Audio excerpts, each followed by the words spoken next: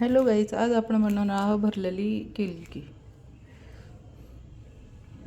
गिलके हे मी असे गिलक्याचे 2 भाग करून घेतलेले आहे आणि मध्ये त्याला अशी चीर पाडून घेतलेली आहे.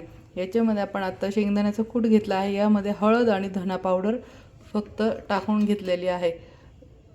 धना पावडर आणि हळद टाकून घेतलेली आहे आपण, आणि मीठ टाकून घेतले. हे एकत्र पूर्ण कालवून घेतलेलं आहे.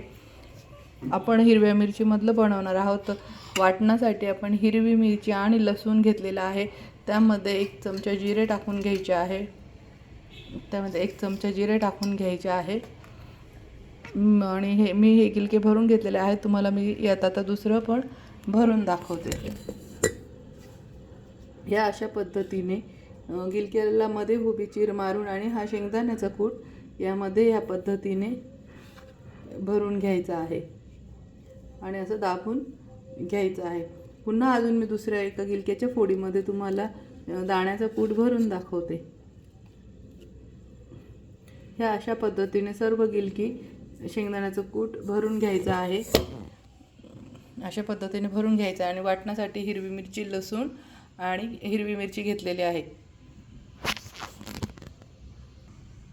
हे अशा पद्धतीने मिक्सरला हिरवी मिरची, लसूण आणि जिरे बारीक करून घ्यायचे आहे.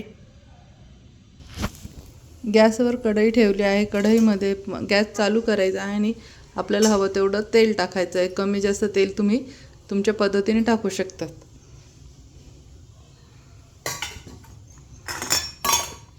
आता त्यामध्ये आता आपण जे वाटण केलं आहे हिरवी मिरची लसणाचं ते टाकायचं आहे. ह्या पद्धतीने तेलामध्ये हिरवी मिरची, लसूण आणि जिरं जे वाटण केलं ते टाकून चांगलं तळून घ्यायचं आहे. हे साधं आणि सिंपल आहे. चवीला खूप टेस्टी लागतं. पोळीबरोबर, भाकरीबरोबर खायला खूप छान वाटतं.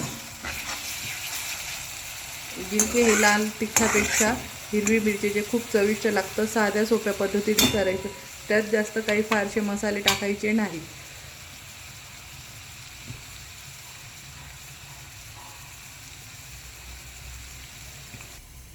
आता यामध्ये आपण जे शेंगदाण्याचं कूट भरून ठेवलेले गिलके आहे ते याच्यामध्ये टाकायचे आहे.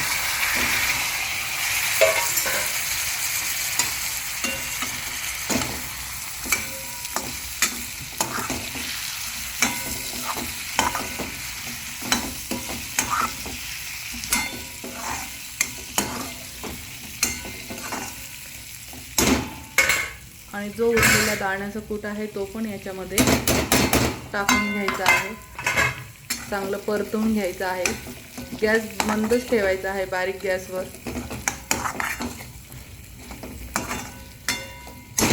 अशा पद्धतीने कालवून मग त्यावर एक ताट ठेवायचं आहे आणि ताटावर पाणी ठेवायचं आहे. गिलक्यांमध्ये पाणी टाकायचं नाही फक्त. आता हे 8 ते 10 मिनिटात छानपैकी शिजून जाते. गॅस बारीकच ठेवायचा आहे.